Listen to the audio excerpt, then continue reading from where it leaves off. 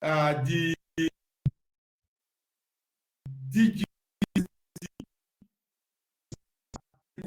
Lola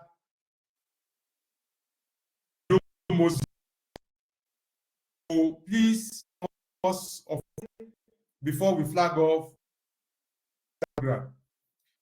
DG PSSDC. DG. Good morning. Good morning. Good morning. DG. Good morning. Sir. Am I audible? Yes, sir. Yes, you are, sir. Audible, DG. Thank you very much. Good morning, our dear co-participants on this webinar. It's really, really lovely to be here with everybody. We've been looking forward to this second series in the webinar that we've started, a new initiative in PSSDC.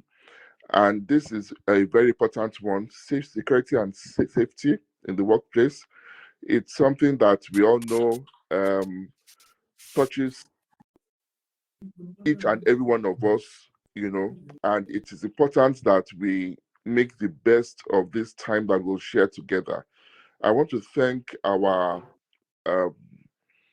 guest speakers who would be sharing their personal and professional experience with us. And I hope that we'll have enough time to ask questions, and that they would also share us access contacts, so that after this webinar, subsequent inquiries would be made freely. On that note, I want to welcome you all and tell you to please enjoy this, and we will all benefit from it. Thank you very much.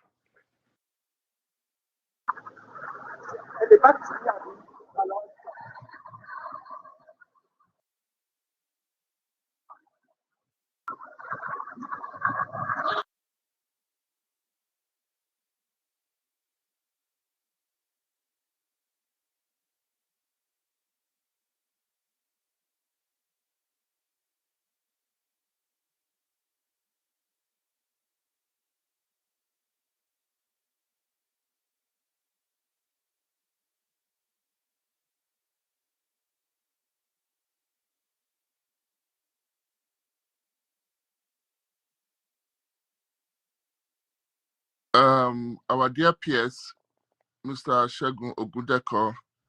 Yes, Ogundeko. Our dear PS. Yes, sir. You are very much welcome. Without wasting any much time, you are welcome to start off. Ladies and gentlemen, we have our dear PS here, Minister of Special Duties, and we are really pleased that he's taken out time out of his busy schedule to really share his professional and personal experience with us on this very, very germane topic. PS, we are all ears. God bless you. Thank you, sir. Good morning, everyone. And I want to say thank you for this organizer for inviting me. It's indeed a pleasure, and it's a real privilege to have this kind of platform. I will start by saying that safety in the workplace, that topic that you have chosen, is very, very important. And of course, at this auspicious moment, is something that every serious-minded employer and employee should be thinking and talking about. And in this light, I would like to say thank you for this topic, and then I'll go straight to what I have to say. The title is Safety in the Workplace. And of course, it is nice that we start by defining in a basic way what safety is. Safety at workplace is everybody's business. And it is important that we know this, that it is everyone's business. So to avoid a sin, To avoid a sin, keep your workplace clean. Do your work with pride. Put safety in every stride. This is going to be my opening statement. A workplace is a location where someone works for himself or his or her employer. Such a place can be a home, building, road, airport, public place. Some people work in the toilet. When you go to the airport, that is their workplace. And some people work in the factory. So it's important for us to get this clearly, that a workplace is any location where you are working. In view of dynamic, changing landscape, discourse like this is discourse like this, focusing on understanding the trends, events, and policies that may affect safety in the workplace becomes imperative and should be encouraged. And that's why I want to thank again the organizers of this webinar. What is safety in workplace? This is a process of protecting employees from work-related illness and injury. And it starts by developing an environmental safety health policy statements, an implementation of a workplace safety plan and programs in the workplace. The safety protocols in every workplace must be evaluated and enforced. And in our environment, we need to understand that enforcement is really difficult, but it must be enforced. Safety protocol at all times must be enforced. And of course, I spoke to different types of, safety that we're talking about. Because we are still going to have a safety professional speak to this topic, I will skip some slides in order for us to really listen to that professional very well, in order to give him time for him to really drill in on this topic. But we must understand that the government administration on issue safety, and it is important for us to know that several agencies have been established by government in order to ensure safety in workplace and safety generally in the environment. And among those critical agencies of government established we have the Safety Commission, which of course the DG representative will be speaking to some of the very important issues that we need to know. Now, it is important that you do your work with pride. Put safety in every stride. Don't be safety blinded, be safety minded. Prepare and prevent instead of repair and repent. Like I said, the government of Lagos State has put a lot of effort and emphasis on safety for Lagosians. And that is why those agencies have been created in order for us to be able to have a safe environment. Like you have seen some of those caution tapes and some of those visual and image kind of things that Safety Commission always encourage us to put in our work environment. We know the fact that the safety, the second pillar in the team's agenda of their governor is health and environment. And in drilling down on this pillar, the Lagos State Safety Commission has been saddled with the responsibility of maintaining safety at workplace and ensuring overall safety in our society. To underscore the importance that Lagos State government places on this safety, like it's important for us to note that the occupational safety cadre was approved by Mr. Governor last year in order for them to perform critical functions of ensuring overall safety at workplace and with the entire. It's not public service. This issue of safety is important in the whole state. The Lagos State government is not only looking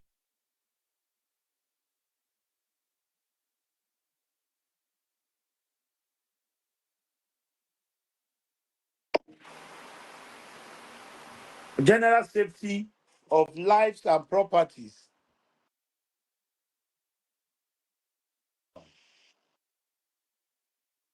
Can you hear me, please? We can hear you, sir.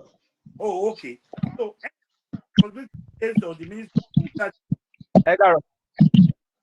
Intergovernmental Relations for the coordination of agencies related to emergency with special focus on overall safety for lives and property of Lagos. Critical among these agencies are the Service, LASEMA, and Safety Commission that has been saddled with this responsibility of effective monitoring and enforcement of relevant laws to safeguard people's safety. I hope you can still see my slides because I can't see it from here again. Don't know what has happened. Hello? Yes, sir. We can see the slide, sir. Slide, oh, we can't see the slide. You can't see the slide? It's blur. Can't see the slide. Some of us can see. Some of us can see. Some of us can see the slide, sir. Some of us can see the slide, sir.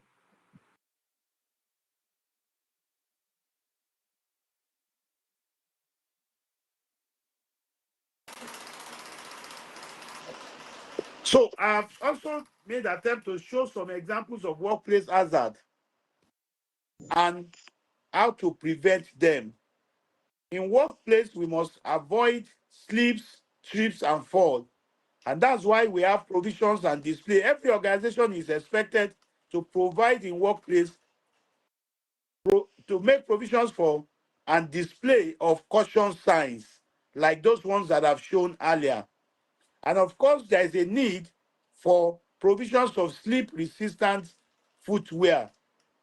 For electric shocks, there's a need for provisions and display of caution signs, provisions of electric hazard-related footwear and gloves. The slide is not moving, sir.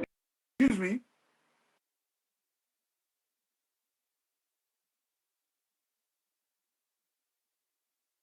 Hello? Hello? Hello, We sir. can hear you, sir. Please can. Hello, PS, we can hear you, sir. can go. But the slide is not moving. Can't see the slide, The sir. slide is not moving. We can hear you, sir. It's PS. not visible at all, sir. It's not visible. At all, sir. Okay, yes, I can It's see visible it at now. my end. I can see it at my end clearly, but it's not moving. Visible now, sir. I'm not following the page as you're Very moving. visible. Thank you. Picture quality. So for sometimes there's also the need for us to protect ourselves against the effect of loud noise in the environment. And there are several organizations that are into this to ensure that people have a safe environment in all around Lagos. But before I close this session, I think that it's important that for public servants and Lagosians to note that there are two emergencies numbers that are toll free and that are working.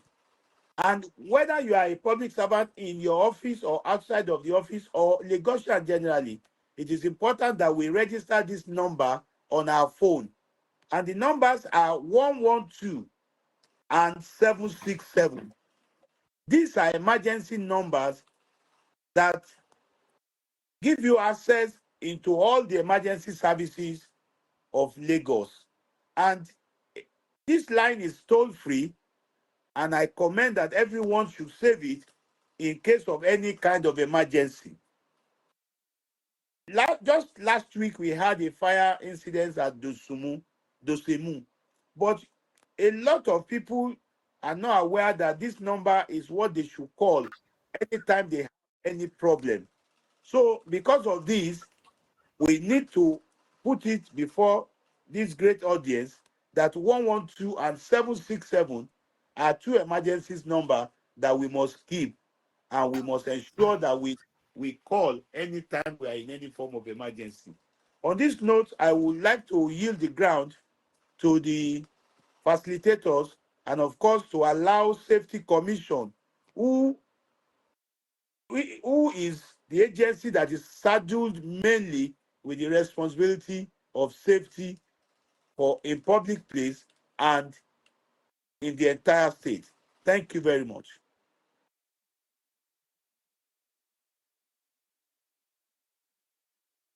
Hello.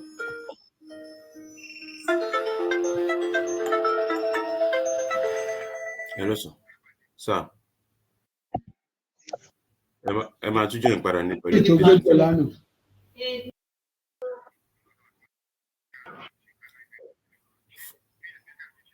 Bẹ́ẹ̀ ni, but tó dà pé wọ́n ti ṣe tán sí.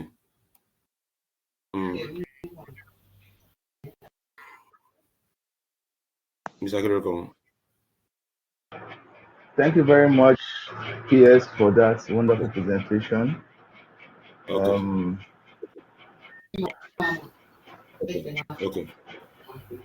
Can you put up the slide? Okay. Admin, can I put up the slide? Okay, well, 1 minute, sir.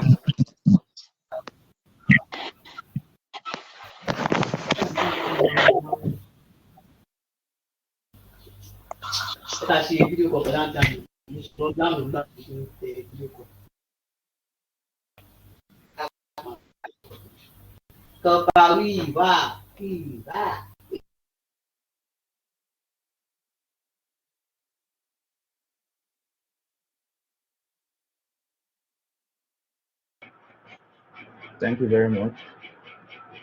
Yes, sir. Good morning, everyone. 1 minute. Good morning. Can you hear me? Hello, good morning. We can hear you, sir. Yeah, Good morning. We can hear you, sir. Good morning, sir. We can hear you. Okay, good morning. Good morning, my PS. Good morning, distinguished ladies and gentlemen, directors in the house, GM, PSSBC, and my director. Good morning. This is the slide which I'm presenting today on admin. I can't control yet. Hello? 1 minute, sir. Okay. You have control now, sir. All right, thank you very much. Good morning. So this is the slide buttressing on what my PS has said based on the foundation he has laid. I would be throwing more light on what a safe workplace is and what safety in the workplace really should be. So moving on, like my PS has said, he has defined the workplace, but this is also another angle where he says that the workplace is said to be safe when workers are free from occupational hazards and risks. So I also went ahead to define what hazards are, because not all of us do understand exactly what is hazardous as against what is not. It says here hazard in the workplace, occupational hazards refers to potential sources of harm or danger that exists in a workplace environment. So from what this definition means, it means that hazards are identifiable objects. They are physical, while some may be psychosocial, but we'll get to that. Also, the risk attached to those hazards is clearly defined here as the likelihood or the potential for severity of harm. That is, there could be an hazard in an environment, but if an individual,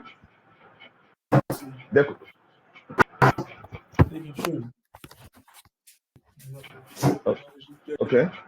So there could be potential hazards in an environment, but if an individual has not had contact or has not interfaced with those hazards, it might not become hazardous, or the risk factors might not be considered as being severe or minor. So that is a slight introduction. Here, there is a disparity between security and safety, and I think I need to properly establish a foundation here. A safe workplace is primarily concerned with protecting employees, visitors, and assets from unintentional harm. Unintentional harm includes accidents, incidents, and near misses. While a secure workplace, on the other hand, is trying to protect you from intentional threats. Intentional harm and intentional threats being the key word here. So if your environment or your office is protected with burglary, security, and armed men in your workplace, yes, your workplace could be considered as being secure, but at the same time, it might not be a safe environment for doing business or operations. So here is a clear distinction between a safe workplace and a secure workplace. This is an example or an image. I want us to all look at this image and identify some hazards or identify some risk factors in this image. We can as well write them down, or we can identify them, or we can type some of the answers in our chat box, or what we see in this kind of environment. Identify some hazards, identify some risks. Also get used to, because from the image, this looks like a factory. This factory could be secured. They could have security, they could have CCTV, they could have burglaries. But look at the inside now. It's an unsafe environment. People could get injured. People could undergo uh, people could undergo accidents that could be fatal or that could cause severe harm to them.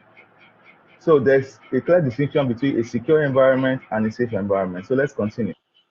So this is a short overview of the topics we'll be touching: importance of workplace safety, the true cost of an unsafe workplace, common workplace hazards and risks, creating an effective workplace safety plan, and emergency preparedness. Hello, can you still hear me? Hello? Hello? Yes, we can hear you, sir. Yes, we can No, hear you. we can hear you loud and clear. We can hear you loud and clear. All right, thank you very much. So, importance of workplace safety. A safe workplace is an environment that puts employee protection or visitor protection or customer protection at the highest level, meaning that safety protocols there help prevent injuries, illnesses, fatalities amongst employees. And those kind of environments are very healthy for mental well-being, for the well-being of the staff, or even those that come into the environment. They find that environment very safe for them to do their business. It also improves productivity and efficiency. If your workers know that their office is secure, where their safety is being kept at the highest level, where they are coming and they're not going back home with injuries, they are coming to work and the work environment is secure, the work environment is safe, sorry, and they do not have any reason to be afraid that they might not go home that day, or they might go home with an ailment, or they might even carry bloodborne or pathogens home in terms of diseases or injuries, also boost their productivity and their efficiency. It also reduces costs. You ask me how?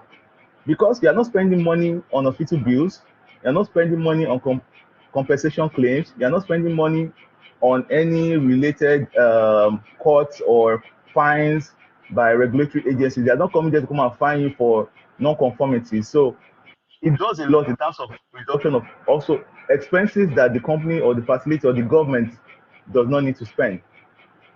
It also enhances your reputation and brand.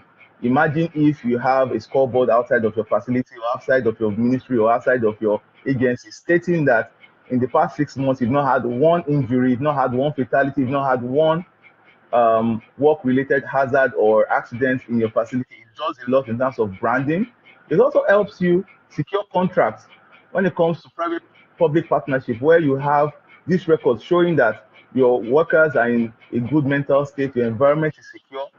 all of the operations that you do there are done under specialized safety policies and rules and guidelines. And the brand of the agency or the brand of the ministry or the brand of that corporation will definitely go a long way in terms of securing whatever contract or whatever approval he or she is expecting. So let's continue. What is the true cost of an unsafe workplace? You have increased medical bills. Your officers or your employees are always falling sick. You're always having injuries. Your best officers are not always on ground whenever it is that you need them, simply because they've been exposed to ailments, they've been exposed to things that could potentially not make them 100% available. So increased medical bills, this might not apply to everybody, but at the same time, it also does a lot in terms of revenue expenditure. Continue paying to the incapacitated employee. Yes, this particular individual who has been injured or who is not available will continue receiving his salary. It's statutory and it's what is humane, simply because he or she got injured during his working hours or during the period where he's currently at work, or it's as a result of his actions or inactions during operation that caused him that injury or that illness. So he or she will continue receiving money, and he or she will not be available to do the work for the salary or she is receiving. There's increased legal fees because there could be issues where the case has been escalated or where regulatory agencies have also fined or taken the case to court due to the negligence or undoing of employers. So you'll be securing the help of your lawyers or your solicitors who would also be on your paycheck and will be receiving money during the law or the court processes or proceedings. There are fines imposed by courts or enforcement agencies, which could be as an end result, or which could be as a result of the fact that they've done all due diligence, and found out that the agency or the investment or the ministry are culpable, and fines could be served in the millions. So all of that is still coming out of somebody's paycheck, or it's coming out of the revenue allocated to that agency or that ministry. We have investigation time and report filing. These are on things that you can't value because time will be lost. You are going to dedicate time and personnel to investigate or assist regulatory agencies who come around to investigate those cases or those incidents, and you'll have lost time in terms of that time being wasted for that particular investigation. Lots of goodwill from workforce, because your workforce will definitely feel that the agency, the ministry, or the facility, they do not have their best interests at heart. So definitely people will start to resign voluntarily, or they might just decide not to come to work out of fear that if they come to work, they might not go home the same day, or they might go home with bruises or marks or even fatalities in the process of their dispensing their in process of doing their jobs. You have lost time of the injured workers, as earlier said. He or she is not coming to work, and the value that he or she ought to add to the agency or ministry is not being added. Your additional payments to other staffs who may be working overtime to fill in the gap. You might need to pay them extra. You might need to have them do extra shift or extra hours, or having them do extra quota of work just to fill in the gap that this individual or individuals that are sick or not available need to cover. Time and materials to clean up after accidents or incidents. In a case where it's an accident or incident that done a lot of damage to your facility or done a lot of damage to the workplace, you might need time and money and materials to do cleanups, to do rehabilitation, to redefine the workspace or to redesign it. You definitely need a lot of money and a lot of materials and a lot of time, which could have been avoided if the workplace was a lot safer, or safety protocols and policies were being followed diligently. There's lost time of other workers who might, out of curiosity, run to the incident scene, or out of sympathy, might not be in the mood to work, or might not be in the right state of mind to work. That time loss can never be regained again. So these are things that we can avoid if our workspace is safe or our workplace is safe, and we make it safe for those who work there. We, the employers or the managers, and our customers or clients that come from outside of the office to come and visit us. Workers and managers may feel that health and safety is a low priority. Yes, this could also weaken morale, and they generally reduce productivity. So you need to ensure that your workplace or your workspace is always in a safe condition, and you have somebody or someone assigned the role, most likely an HSE manager or an HSE person, to oversee that your workplace is always safe.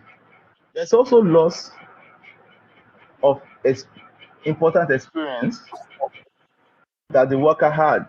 In a case of death or in a case of a terminal ailment as a result, or in case of a laceration or decapitation, or a very high level of impact in terms of the accident, he or she might just, the experience that he or she has gathered would not be available for the management or the employer to use at that particular point.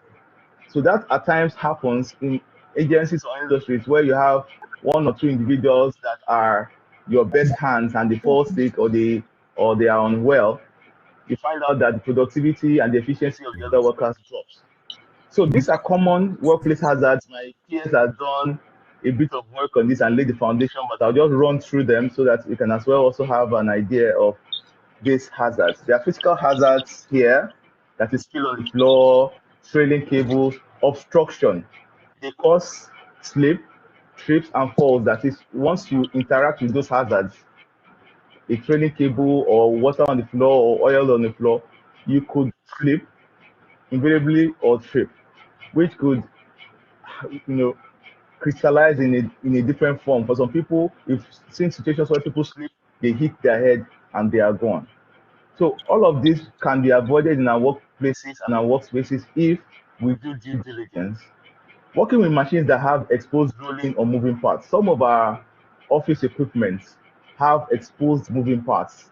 We need to ensure that these things are properly monitored or taken care of, simply because you have a situation where you can be caught in between. It might not be the individual, it might be the clothing of the individual, it might be the fingers, it might be anything that will get caught up in that object, resulting in an accident or incident. The exposure to loud noise. This cannot be overemphasized because it does a lot in terms of our hearing. It affects hearing. You can either have a temporary or permanent hearing loss. You could have ringing or buzzing in the ears. All of this could affect the orientation of the individual. Ergonomic hazards. Ergonomic hazards are enormous simply because they do with our day-to-day activity. Hello? Okay. Ergonomic hazards have to do with our day-to-day activities. We do repetitive actions. You have some of our officers or our workers that do repetitive actions. They are constantly typing, they're constantly carrying items up and down the stairs, they're constantly moving in and out. It's a repetitive action, and they do that from 8 a.m. to 4 p.m. or for some who even run 24-hour shifts, they do these actions every day. It has a lot of effects on the joints and muscles, leading to inflammation, leading to bruises, to tendinitis, and all other musculoskeletal related problems. Awkward postures. This is something that we also need to emphasize on. Some of us work in awkward postures. We sit in awkward postures. We do our daily activities in awkward postures. We'll see an image in the next slide that would properly address that. Awkward postures has a lot to do. It affects us physically. We end up getting home with back pain, with neck pain, and all we get to do is use medications and go through massages or series of sessions, or even at times leading to hospital visits because the pain is excruciating. All of these are results of ergonomic hazards that we've been exposed to. Some of our officers and we ourselves do a lot of heavy lifting. We do not look at, one, there are several lifting techniques that we also need to adopt, which will help us. Two, depending on the size or on the weight of the item, we also need to apportion sizes or weight or reduce those things or portion them so that we don't get to lift objects that are beyond our body mass, or we don't get to struggle so much lifting those items. Prolonged sitting or standing. This happens a lot in some of our agencies, some of our ministries and workspaces. we sit for long hours. At the end of the day, you find out that circulation to your legs, circulation to your arms has been blocked. You end up having tingly feelings within that, which affects us day to day. And we do this every time. You are coming from home, you were sitting at home, you enter the bus or you are driving to your office, you continue sitting. When you get to the office, you continue sitting. After you do that, the cycle continues every day. And the worst part of it is that you are sitting in an awkward or in an awkward position for those series of times. So there is also poor design of workspaces. Some of our offices are cramped. Some of our offices are not well designed. They are not specifically designed for the individual that uses them. Most times we take over from the last officer or the officer that was using that desk or that chair before we did. Invariably, it might not be suitable for our own body frame. It might not be suitable for our own design in terms of our height, our weight. Some of our workspaces are part of the reasons why we have back pains. So we need to also look at that. So so this is an image or showing various things. The image on the left, this is a typical example of some of our offices. We have trailing cables, we have extensions pulling from left to right, especially when we do not have enough sockets or there's power outage within the facility. So we need to correct this, as this could result in slip and trip hazards. We could have people who are not concentrating or who are into discussions moving in and out of our offices, and they could end up getting entangled in this kind of setup. The second image shows correct posture and incorrect posture. Let's look at the first three correct postures. That is how to stand. You stand upright with your shoulders up. While walking, you maintain the same frame and you move. While bending or leaning, ensure that your back is always straight. These are correct postures to do these actions. The incorrect posture on the right shows the individual slouching, both while he's standing and working, and also when he's trying to do a kind of press, the back is arched. All of this, and if you look at that particular exercise, it looks like he's doing a kind of a frog jump motion. Imagine doing that for 10 to 15 or 20 minutes and not discovering that you are doing a wrong thing. The second part of that image shows the lifting practice, how you should lift an item from the ground. You lean you bend your knees towards the object and you lift towards your chest, not bending, arching your back. All of this could also affect the way your day goes, because you could end up with a serious back pain or you could end up with a slip disc as a result of not lifting properly. Also, how your workspace is designed. Imagine, look at the first corrective image there of how you should sit with your legs touching the ground and your back upright to your chair when you're working on your system. For some of us, because of size or because of the way our workspace is designed, we get to lean forward towards our laptop all the time, leading to serious back and musculoskeletal pain.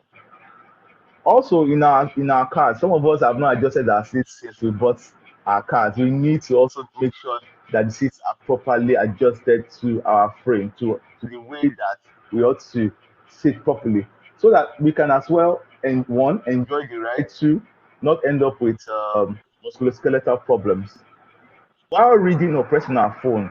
That is the individual closest to the driver there. At times when we read, we lean so much towards the book or the phone that we are reading from, which could also affect that. And the last part is how we sleep. These are all ergonomic related problems and things we need to correct in our day-to-day lives. How you sleep, the posture that you keep.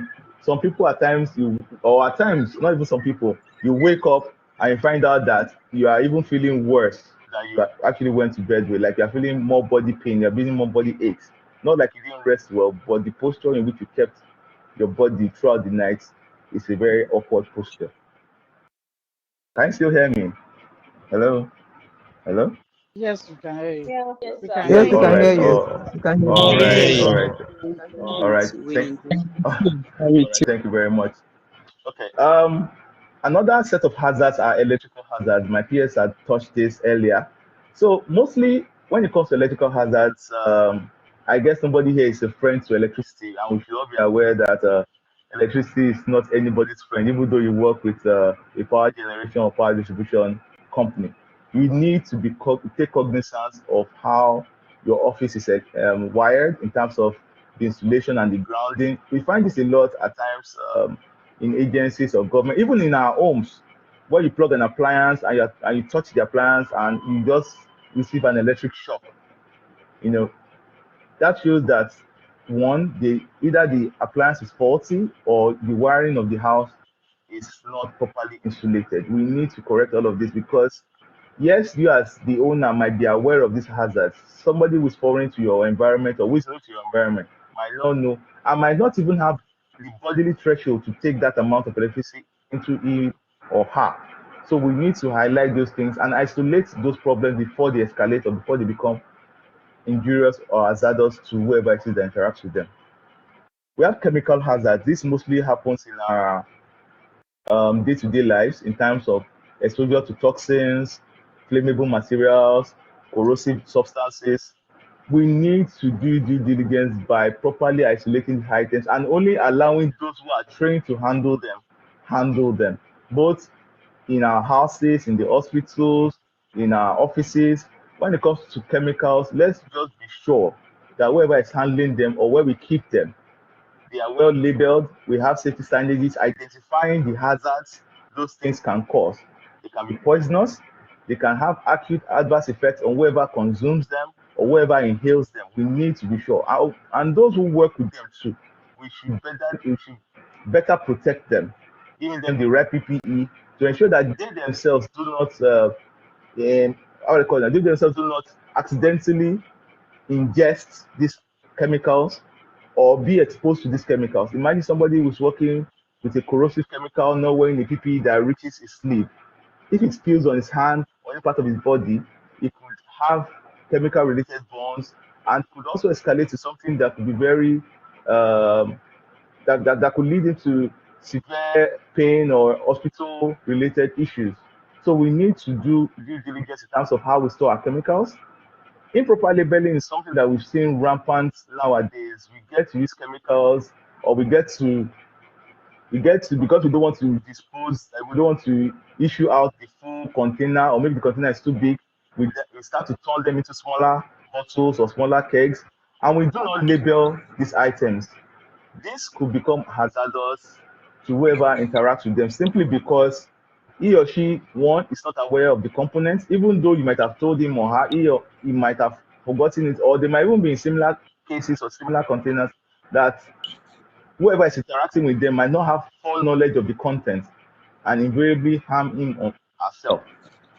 Inadequate ventilation is also a problem. Some of our offices and our workspaces do not have proper ventilation. You get because buildup of gases, of vapor, of dust could result in many health issues. It could result in occupational asthma. They could have heat stress. They could have thermal discomfort. For some people, small heat starts to sweat profusely. They could even end up in situations where the person collapses or the person has limited amount of air supply. We need to ensure that our offices and our workplaces are well ventilated. If they are not well ventilated, we can create artificial ventilation systems by using extractors or blowers to further increase airflow within our workspace. Okay. The next slide is okay. This is a typical example of some of our workspaces. Even in our homes, we find extensions that look like the one on the left, overly crowded with plugs and all that. If you notice this image in the middle, kindly desist from using the extension and that appliance, because that's what it results in is what you have on your right. If you have an extension, a plug, to a device or an appliance that looks like the image in the middle, kindly do due diligence by replacing it. Ensure that it's replaced, ensure that it's looked into. It might be that the load required for the appliance, for the equipment is beyond the capacity of either the plug used for it or beyond the capacity of the extension that is being used.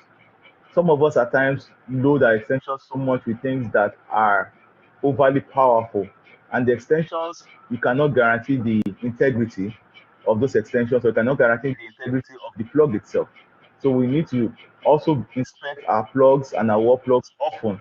If you find signs of damage as such, please ensure that we change it, because those are the kind of things that lead to office fire, that lead to workplace fire. And if you do a traceback, you find out that it's a result of those kind of things. Because if you look at it in the middle, it's already burning up. The plastic itself is a combustible material. Imagine if this had escalated and what you have on the right happens. Even at times when we are not in the offices, that's why we also preach that when you leave your office, ensure that you switch off all extensions. Ensure that all extensions are switched off, simply because you might not know when an extension or a plug might go off in the middle of the night.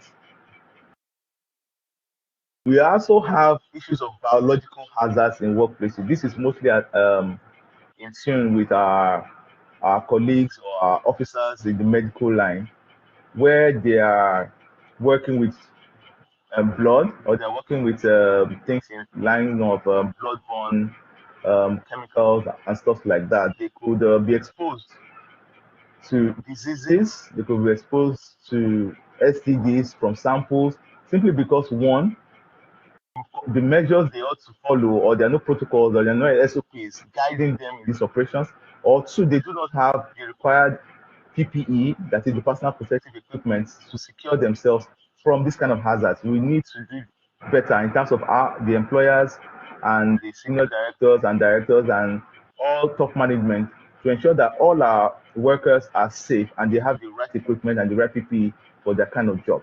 Also, not only the workplace, even at home, you might be exposed to bacteria. You might have algae on your wall. You might have algae in your bathroom. You might have an unclean environment as of your kitchen. And interacting with those things, or having a small cut from even a razor blade that is rusted, or that is, has experienced rust, could lead to something that could land someone in an hospital. So we have to do due diligence by ensuring that whatever item we use, whatever sharp objects we use, are in the best and cleanest state before we use them. Fire and explosion hazards, you cannot overemphasize this, just like what happened at the Balogun market recently. Igniting sources such as sparks, open flames, static electricity can ignite combustible materials. We have situations where even when you keep your generator, you have fuel, you have paper, you have wood, you have things that could easily, under pressure and the right temperature, could become explosive, could become flammable. And at times, we do not store our flammable liquids properly. We do not store our petrol, because you don't want somebody to maybe steal your petrol or take from your petrol keg. You decide to keep it inside in the house. You decide to keep it in a situation or in a place that is exposed to extreme temperature. You decide to keep it under the sun, where expansion would happen within the keg, and before you realize it, it explodes. Or you keep your gas tank or your gas cylinder outside in the sun. Not like you should keep it inside, but keep it in a well-shared environment where the extreme temperatures do not directly affect it. You could also have malfunctioning electrical systems, short circuits, you could have arcing within the house, that could also become flammable once they come in contact with a flammable material. Overloaded wall sockets and extension plugs, we've discussed that. So we also have the psychosocial hazards. These are the ones that you do not see. They are the ones that affect employee morale, employee attitude to work. There are a lot of work-related stress that employees and employers go through that is not being looked into. Because you have people who are coming to work with the fear of they might lose their job, or they might be laid off, or you have people that the fear of getting a query, of getting a tongue lash from admin, maybe due to something he or she might not do. It creates anxiety, it creates work-related stress. It doesn't allow the individual to be able to mentally be ready for the task he or she is about to do. Or we also have things, not only work-related stress, you could also have home-related stress, where you've had an argument with someone, or where you had a fight with someone, and they're coming to the office with that kind of mindset. He or she might not be in the best frame of mind to do the tasks that he or she has been assigned to do. There's also work-related violence or harassment. This cannot be emphasized. you need to also be, you also need to also take caution, also observe people who are going through work-related violence like bullying, like people who are very vocal or who talk down on people. You need to also check for all of these things because it does a lot in the morale of whoever is receiving it and could alter the person's day or the person's attitude to work, leading the person to doing something that could become a risk to him or her. I don't know if you understand what I'm trying to say. I'm saying if such a person is not in the right frame of mind, or is constantly being harassed or bullied in the office, or being bullied in school, or bullied in the workplace, he or she could end up putting himself in an hazardous or in a high risk situation, resulting in something that could crystallize and become injurious to himself. So, long work hours or shift work, we need to do better in terms of this as employers or as employers of labor or as top management. We need to also check the operational hours of some of our work or some of our employees or staff to ensure that they are not overly exerting themselves, to be sure that the work schedule is ideal. He or she is working the right amount of hours and is stretching the right amount of hours. We also need to check if they are running shifts to also rotate it. For those who are doing nights, let them also do morning, let them also, you keep rotating it like that to ensure that your staffs are not overly stressed or they do not undergo stress beyond the limit of their body. Long hours on digital displays. This is something that I feel everybody in this generation is currently exposed to. We spend so many hours on our phones, on our laptop, on our TV screens. All of this results in high discomfort, dryness of the eyes, redness, irritations, blurry visions, headaches, that destroy the body and natural sleep cycle. You just find out that you're not sleeping enough. It's 10, it's 11 p.m. and you cannot sleep. Not because you don't feel sleep, but it's not coming. Your eyes is not closing. Your system is not properly going to a state of rest. Simply because of the number of hours you are spending on digital displays and the likes. We have environmental hazards, exposure to harmful outdoor elements like heavy flooding, heavy rainfall, extreme temperatures in terms of the sun, prolonged hours working in the sun, prolonged exposure to UV radiation. All of this could cause skin disease, could cause hot or cold related problems, could cause skin cancer. It could even result in premature aging. So we need to check how much time we spend in the sun, in the cold, in unsafe environment, in terms of extreme weather. We need to check all of that. There's also environmental hazard related to poor indoor air quality. Some of our offices, our workspaces do not have good air quality. Fresh air doesn't come in well. It is just recycled CO2 that keeps moving. You just find out that the environment just keeps getting hot. You keep getting dust in the air, you keep getting mold, a lot, or especially when you do fumigation or when you paint the office afresh, you need to allow fresh air come in. All of this could cause asthma, could cause allergies to those who interact with this kind of chemicals. At times, you might even have been going through some of these things I've highlighted and not be aware of how to trace them or where those things emanate from. Inadequate lighting. Some of our office and workspaces do not have very good lighting. The light bulbs are out, maybe just one or two, or just one central one is what is working. All of this causes discomfort, causes headaches, causes fatigue to whoever is experiencing, because you find out that you are straining your eyes. You have to do a lot of straining of your eyes just to be sure that what you are doing or what you are doing on your computer, what you are writing down is being written or done properly. So you need to also check that you are working in a well-lit environment and you are doing your task in a well-lit environment. Okay, so we are going into creating an effective workplace safety plan, management involvement. So these are a few things that I feel management they need to do to ensure that the workspace is safe or to uphold a safe workspace. One, establish a written safety and health policy statement signed by top management, admin officers, and directors. You need everybody at the top to key in to the safety plan.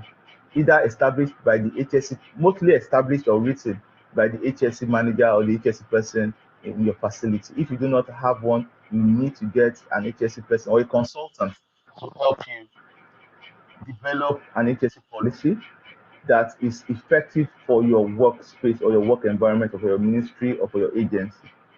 You need to also communicate this policy, because you don't just need to write it down or have it on paper.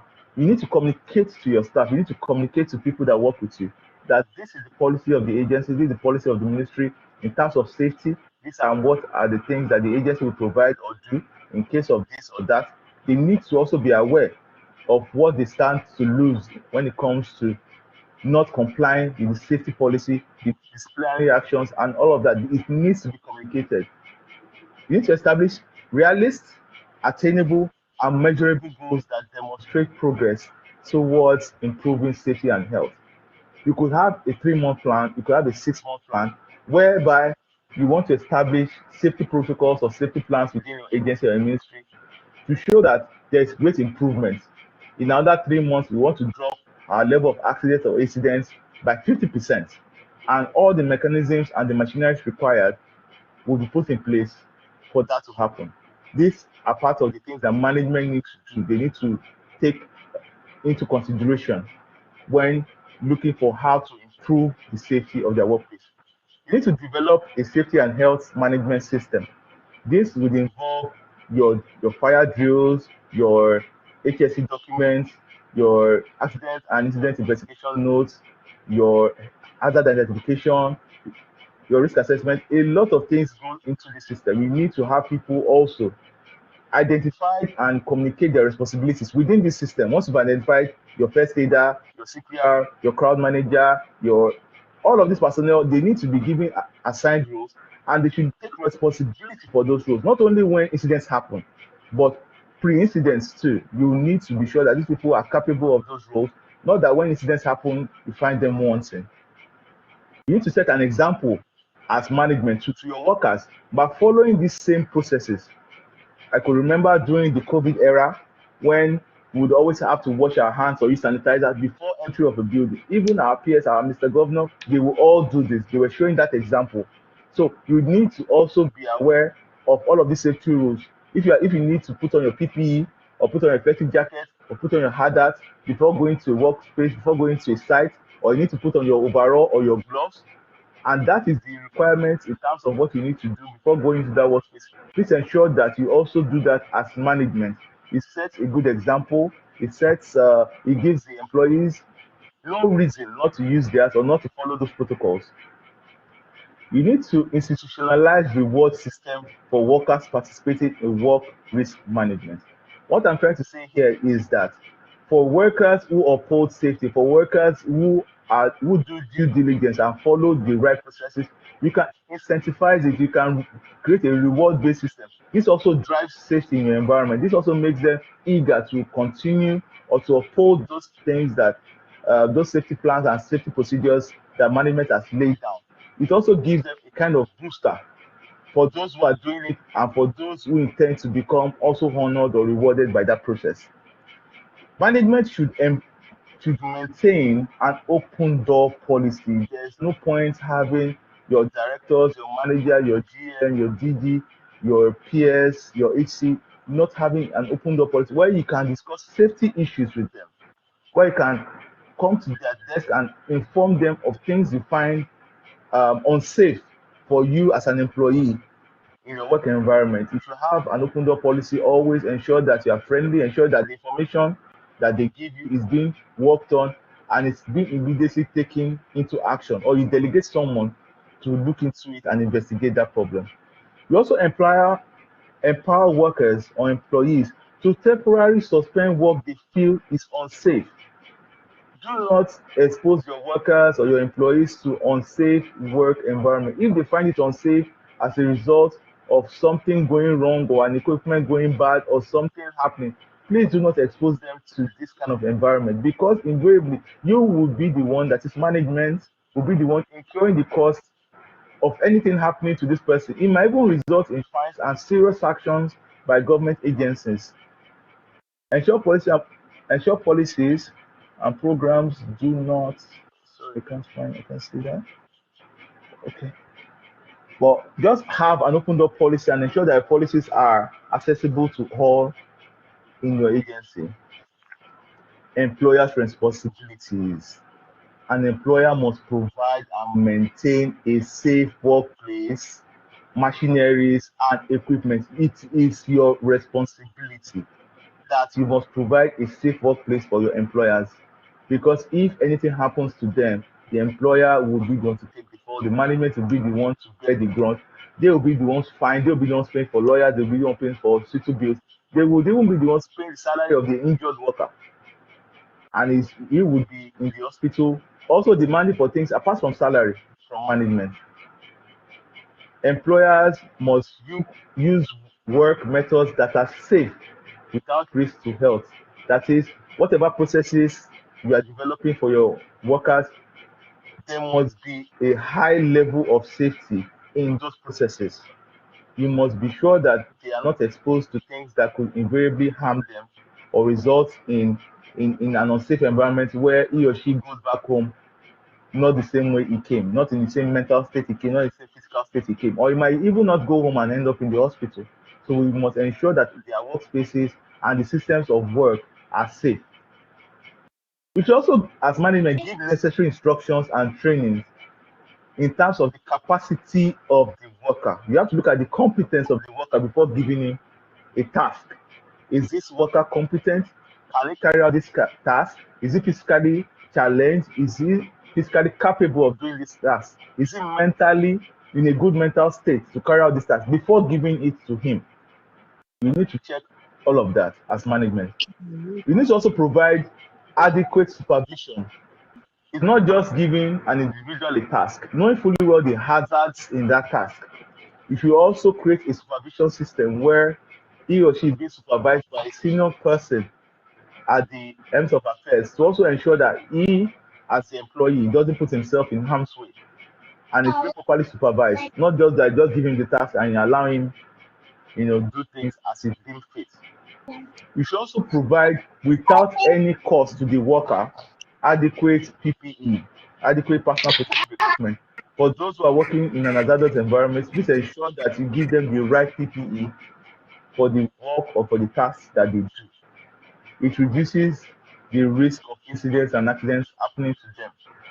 So ensure that you give them at no cost, not that you buy a safety boot for 100,000 for an individual who is earning 20,000 and you tell him that you'll be removing it month by month, maybe 10,000, 15,000, so that you can, pay up the amount you use to purchasing the PPE for that individual. Please ensure that at no cost, the workers that work for you, you give them the right equipment, the right PPE for the tasks that they do, so that they do not feel the need that they, because I've seen situations where we'll go on inspections and the staffs they will tell you, I can't wear the shoe, I can't wear the PPE, I can't, because it's my money, and if it spoils, I don't have money to purchase again because they sold it to me.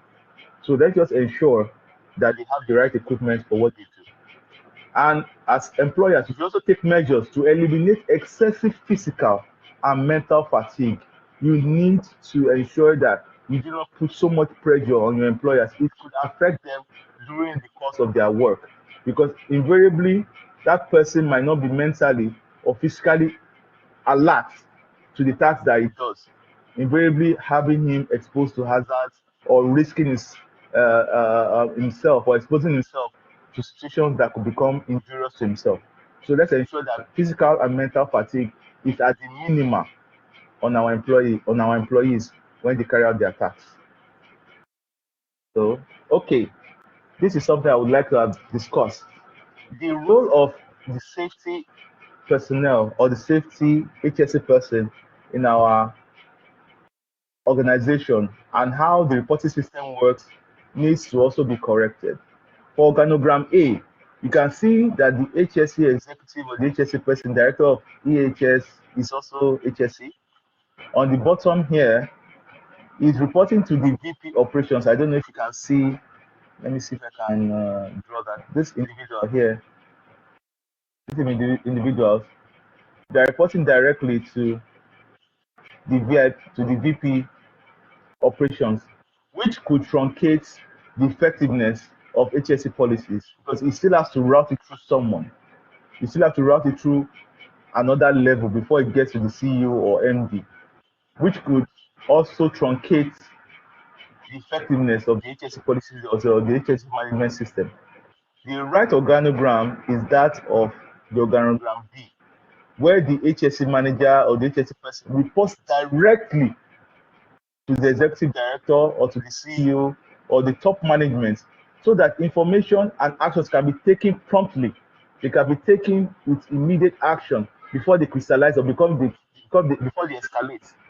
At times, if you have to still route it through someone, that individual might not be available, or that individual might not be in the right frame of mind to even listen to what you are talking about, or that individual might not be in good terms with you, and just like they say in service, he or she will sit on your file or sit on that subject matter till something happens. So we need to ensure that HSC or safety-related issues or safety-related managers report directly to the CEO or MD or the PS or the commissioner or Mr. Governor directly before issues crystallize and become accidents or incidents that would cause loss of lives and property. Employee participation. What is your part as an employee in all of this? As an employee, if you have a template of reporting incidents, even if you have a template, ensure that you report every near miss or every accident to the right channel. Don't keep it because you don't want management to feel like you are being wasteful or it's your fault. Report it before another person experiences or goes into that same arena or scenario and hurts him or herself. If you find an hazardous object or a hazard in your workspace, even in your corridor, ensure that you report it. If you cannot attend to it directly, ensure that you make sure that it's being reported and it's being written down for corrective action. Report hazards, potential risks before yes. As an employee, you need to implement and sustain a safe work practice as designed by management. If the management has designed a system of work that is safe for your operation, do not circumvent it as an employee. Do not try to cut corners. Ensure that you do the right thing. Ensure that you follow protocols. Ensure that the SOPs given to you by management, you follow them diligently and you do not circumvent the process, because circumventing the process could put you as an employee in harm's way, could invariably harm you or cause harm to whoever is using it. Imagine if there's a safety shutdown valve, there's a safety button on an equipment, and because the equipment is overworking, it shuts down. Or like our AC units, it has a thermostat that cuts off after a period because it's working, but because you feel I don't like this way this thing turns on and off, you decide to remove it or decide to alter or tamper with an equipment safety device. It could invariably lead to accidents that could be very fatal. So let's ensure that we do not circumvent process as employees. We follow due process. Also, it's our duty as employees or as senior employees to tell visitors or to instruct visitors on the hazards within the environment that we work, to ensure that the environment that we work in is safe, to ensure that to also pass on the message of please don't go there, there is an hazard there, don't go here, there's an issue here. All of this we need to have the knowledge of it so that we can also pass it down to new employees and also pass it down to visitors that are new to our environment. We also need to immediately stop any work that may put us in danger as employees. We need to ensure that as an employee, if you find a job or a task hazardous, or you find that continuing that task could endanger your life or endanger those around, you need to immediately stop. Do not try to be the good boy. Do not try to impress your boss by putting yourself in harm's way, or by overexerting yourself, or by doing overtime that is not required, knowing fully well that your health is not in the best situation, or you are not feeling too well, and because you feel your director, your PS, your DG, your management staff would complain that you didn't come to the office, or they feel you are pretending to be sick. Not that you are pretending, but let us assume that you're actually not feeling too well. Ensure that you report your ill health immediately during the task, because you could fall ill during your task, or you could fall ill before or after your task. Ensure that all of those things are communicated with the management. You also, as employees, participate in incident and near miss investigation. Ensure that you tell the whole truth about the story. If you are being asked what happened, how did this happen, ensure that the true story of the incident is being told. Do not dilute or give false information. Please ensure that the information you are giving the employer about the situation is the correct information, because that will also help them devise means and new protocols that they would use to correct that problem within the system. Workers from all levels of the organization must participate in training. They must participate. Admin, please mute everybody. Hello. Okay, thank you very much. Workers from all levels of the organization must participate in training and sensitization programs, regardless of their skill level, education, or language. Please ensure that when there are safety trainings within your facility, within your ministry, within your agency, ensure that it is trickled down to the last. Even your cleaner, even your security men, even your drivers, they need to be part of every safety training that comes up, because it could be valuable, or it will be valuable to them, not only in the workspace, but also at home. Please ensure that you involve them at every level. Don't cap it at the management level, don't cap it at director level, simply because of a policy or the other. So this is also another thing. Employees must observe breaks and leaves as mandated by management, because we find out that some employees will decide to work round the clock, work weekends, work public holidays, because of extra money, or because of extra incentives that will come from that operation. Please ensure that they take their breaks, they take their leaves. It's mandatory, because their system needs to rest. It needs to come back to a state of rest. They cannot deliver 100% every day, unless they are using enhancing drugs, which is also hazardous to their system. Please ensure that this is looked into and this is enforced. Employee responsibility. As an employee, what are your responsibilities within a safe system, within a safe workplace? An employee is to take reasonable care of the safety and health of himself. Okay. Of himself and other persons who may be affected by his acts or omissions at work. An employee should also cooperate with his employer on any other person in the discharge of any duty or requirement. An employee should also ensure that he wears his PPE always and comply with instructions and measures relating to operational health and safety.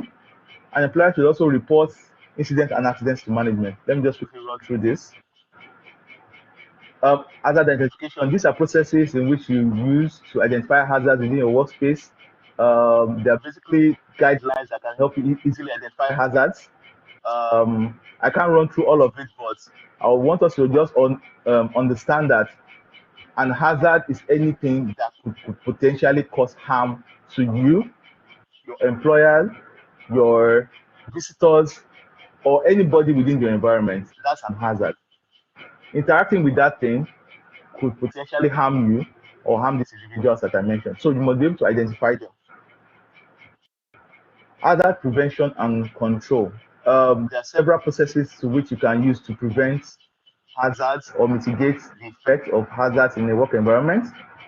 You need to get the input of workers, because they are the ones on the field. They are the ones doing the tasks. Management, yeah, they do directly also do the job, but the ones on the field, or the ones doing the tasks, or the ones facing the hazards, are the ones that can best explain the hazards on that job. You can also list them in terms of priority. The high priority hazards, the lower one, the medium one, and you can scale down. and also create a plan on how to mitigate them level by level based on how the hazards are being analyzed and how they are being worked on. This is a hierarchy of control that any management or staff can implement in terms of control of hazards and reducing the risk of accidents happening in his or our workplace. Elimination, that is total removal of the hazard. A plug is bad, remove it. The extension is not working well, remove it. There's water on the floor, clean it up. Total elimination of the hazards can be done. But in a situation where the hazard cannot be totally removed, you can substitute. That is, using a lower concentration.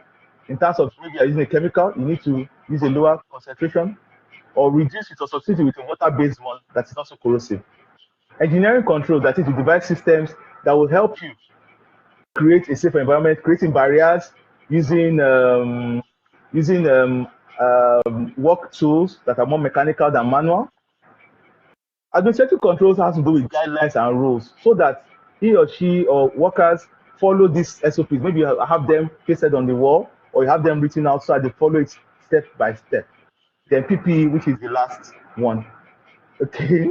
Education and training, you can emphasize that you need to train, you need to educate your staff, ensure that they have the best level of training and education. Emergency preparedness, always have an emergency preparedness plan where in case of emergency, you have assigned roles to people, your first aiders, your CPR managers, your HSC control person, your crowd control. Just ensure that you have an emergency preparedness plan for your facility.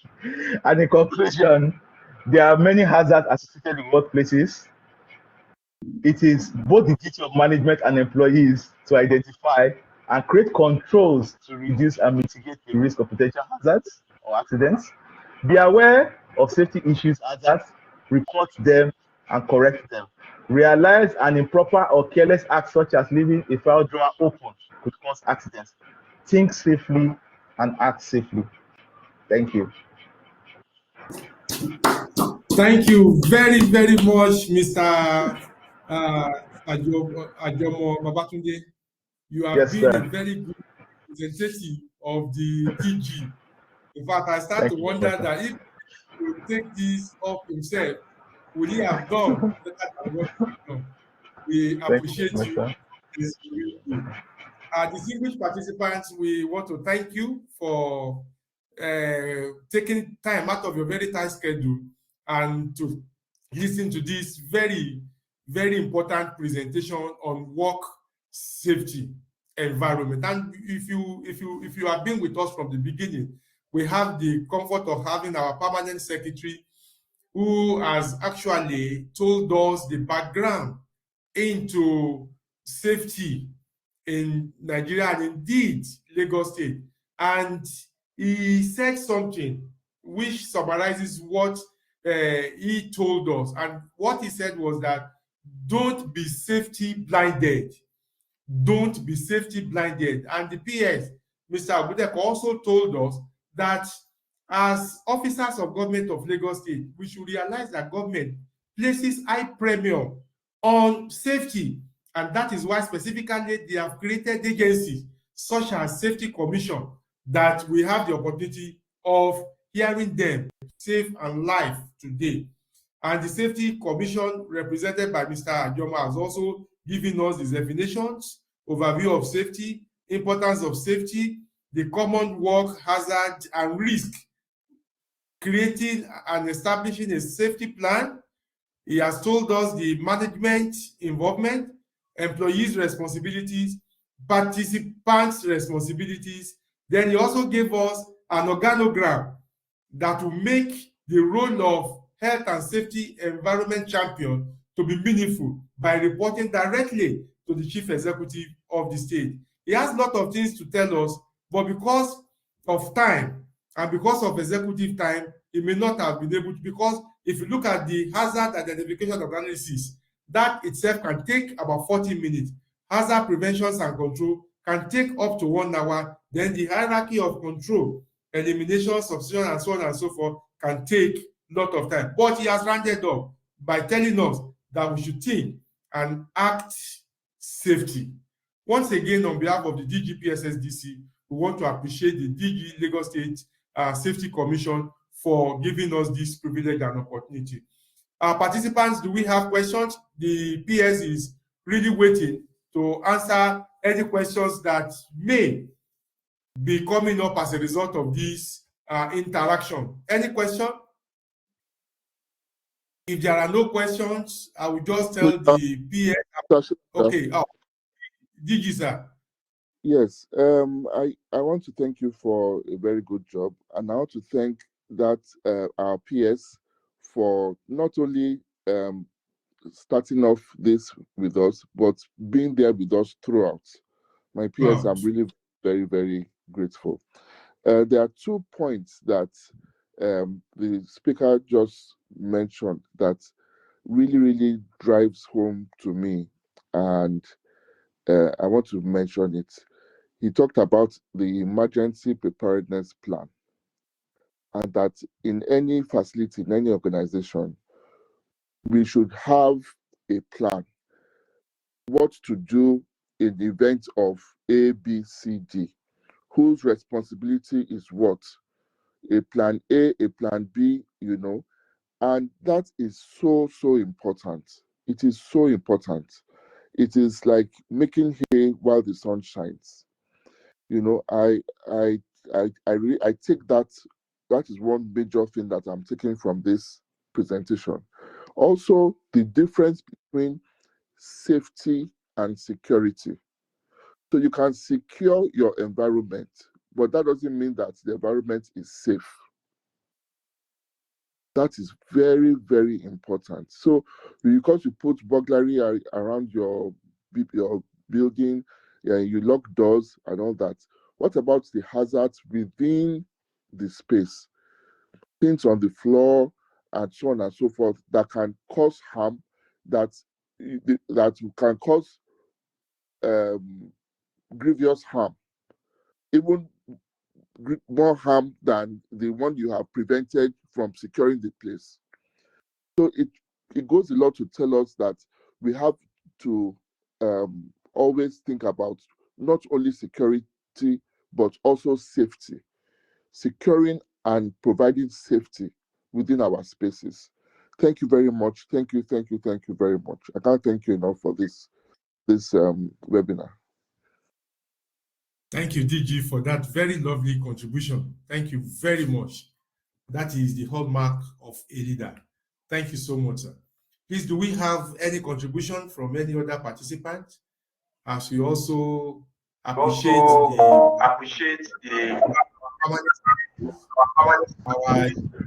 our head, and most importantly, Sister Abimbola Ogunwede, who has been our sign language pastor there. We thank you very much, so that everybody is included. Thank you, sir. Thank you so much. Yeah. Yes, and the deaf teachers who are saying thank you, sir. Oh, thank you very much. Thank you very much. Yes, sir.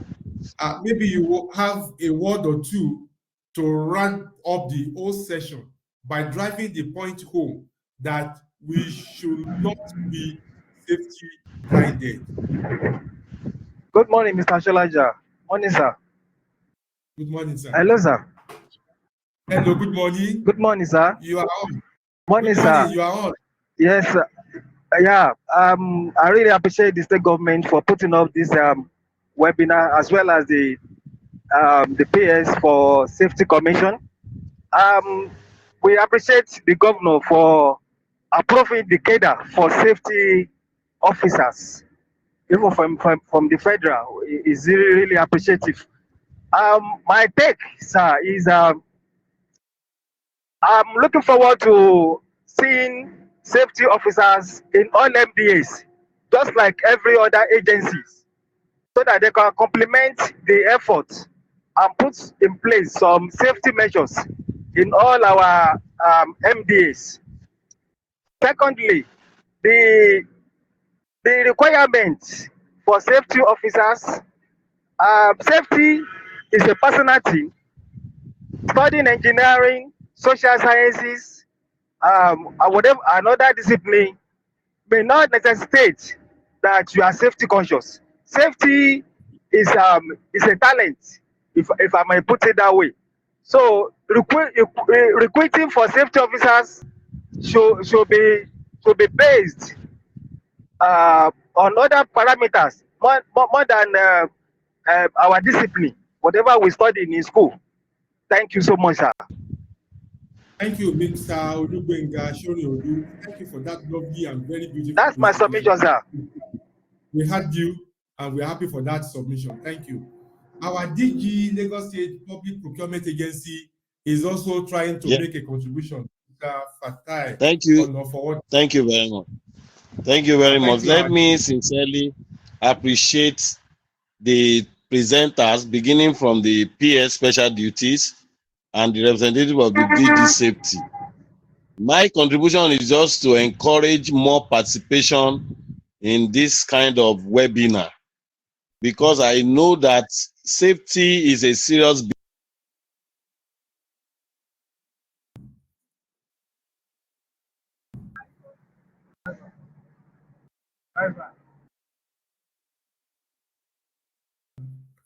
DG, are you still with us?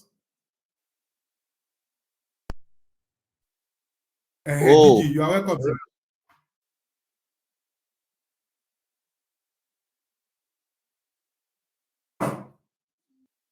DG, you still have the floor, sir. Yes, I'm on. I don't know why it is being blocked. I don't know what is blocking me. Can I continue? Sorry, sir. Please continue, sir. Thank you. I said appreciate PSSDC, Lagos State government, and as a whole for putting this together, and for the so much that has been delivered this morning. I looked at the participation. I wish that more people could participate, because safety is a serious business, and so many of us need to take in so much, even beyond the office, even as people who we manage people, we manage equipment, we manage so many things, we manage processes. And so if we do not recognize the role of safety, I think I expected that more people actually participated with the so much publicity that has been given to this webinar. So on the part of PSSDC, maybe we should also find other platform to do publicity to ensure that the attendance is much more good enough on a Saturday morning, which allows us to have some time to benefit from this presentation. I expected that we should have more participation, because safety is a serious business and we don't need to take it with levity. So I want to encourage more participation in this kind of program. Those of us who have found ourselves in leadership position should take safety very seriously. It's everybody's business. Thank you very much. That's my contribution.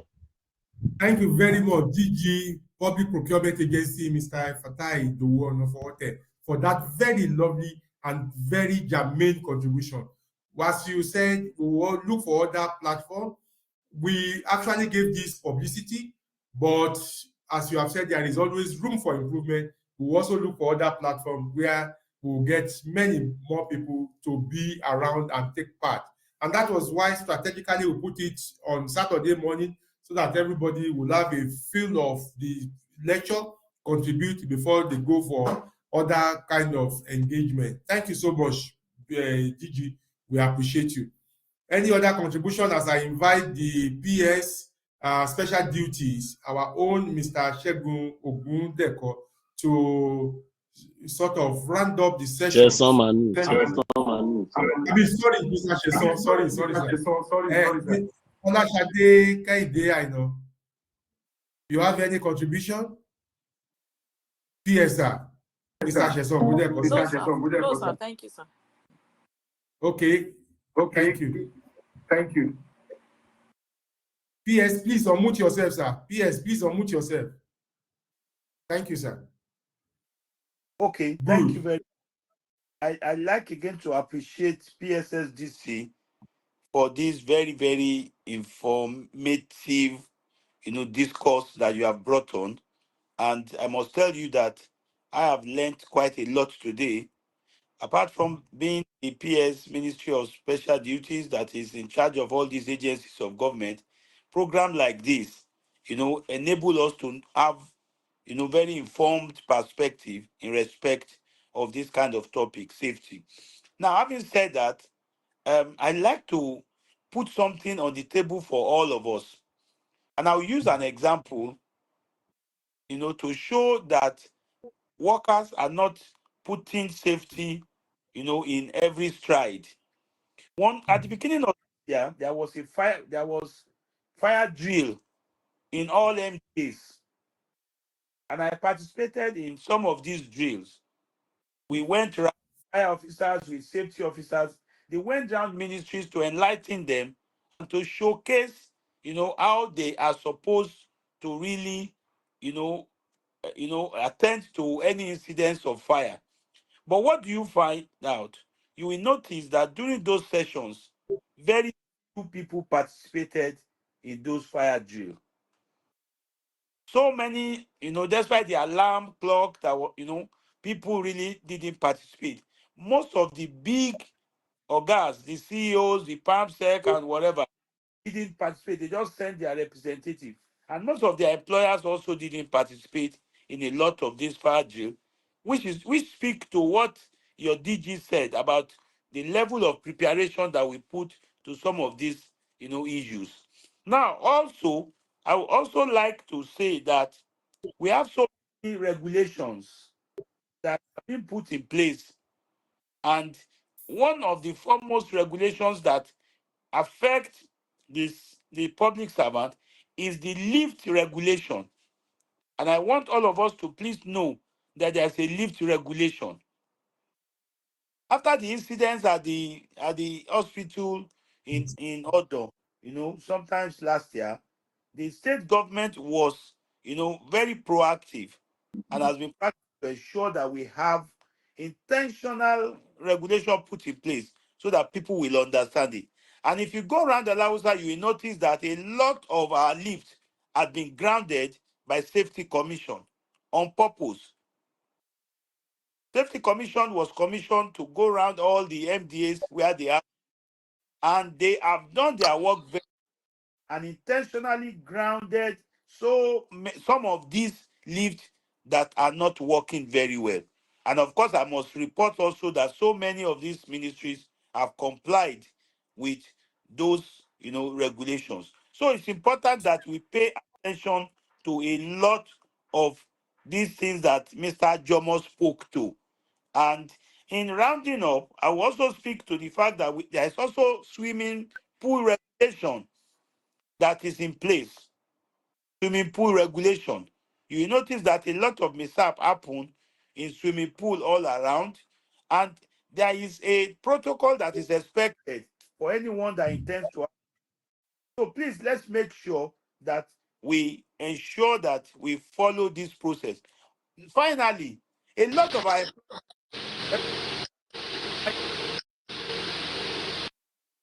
are not complying with regulations. Sometimes some of us that work in public toilets, some of us that are fire officers, we have been provided with PPA and you have been provided with gas mask and nose mask and a lot of these things to walk around.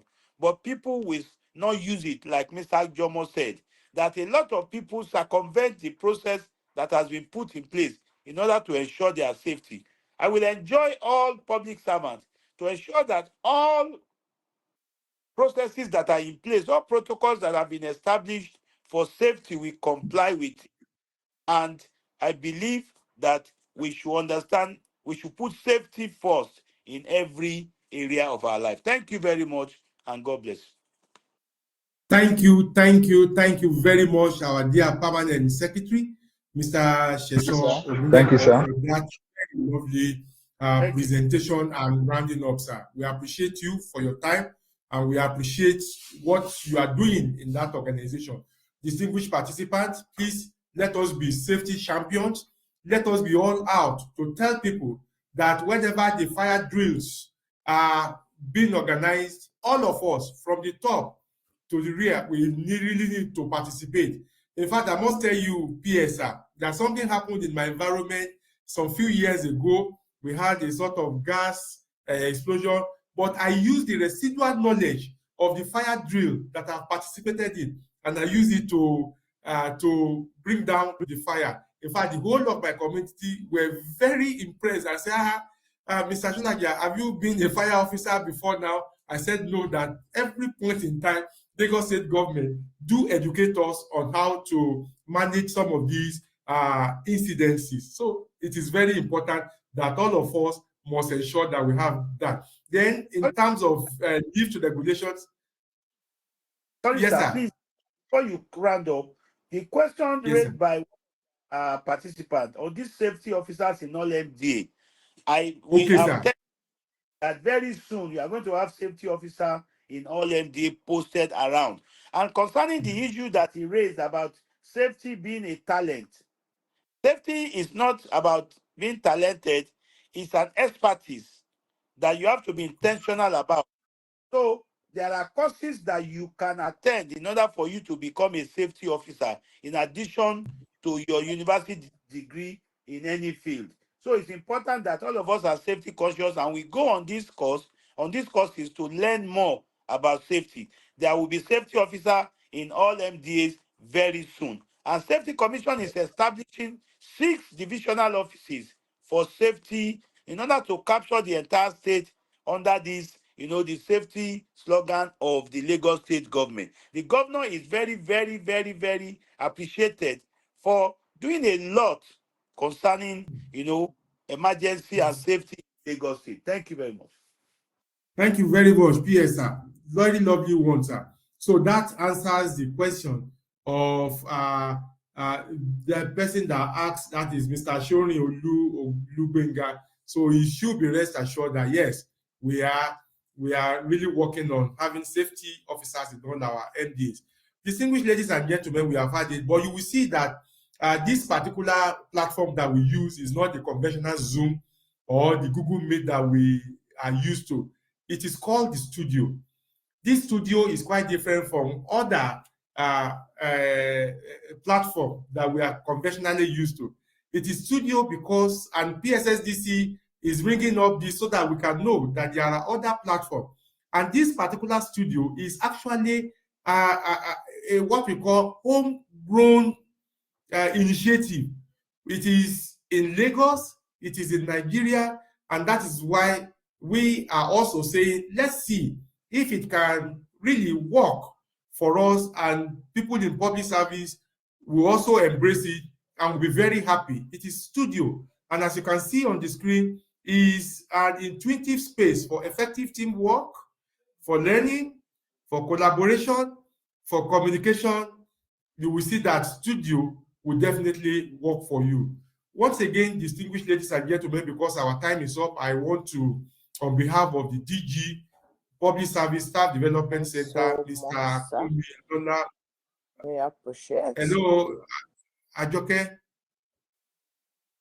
Please, the time is up. We have very few minutes. If you want to talk, I will give you just 1 minute. So, as I was saying, on behalf of our DG, PSSDC, Mr. Kumi Lola Adio Moses, I want to thank most especially our permanent secretary, Mr. Sheson Ogundeko. I want to tell you, when we gave our PS this letter of invite, that he was very happy, and he promised that he will be part and parcel of it. And I want to tell you also that he took his time out of very tight schedule to prepare certain things. Conventionally, he will just have spoken, give a sort of background, but he didn't do that. He prepared a slide, and I want to tell you, our PS has been on this platform since 8 o'clock. PS, we thank you very much. God will continue to expand your post. Also, I want to thank our DG, Lagos State Safety Commission.